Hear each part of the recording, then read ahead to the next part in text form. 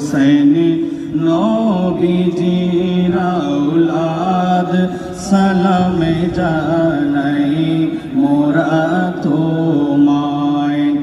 যে মাতাই হাতে বুলিয়ে ঘুম পড়াতেন আম্মা ফাতেমায়।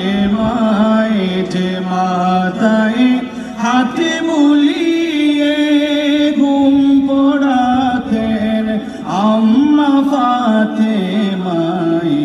সে মাতা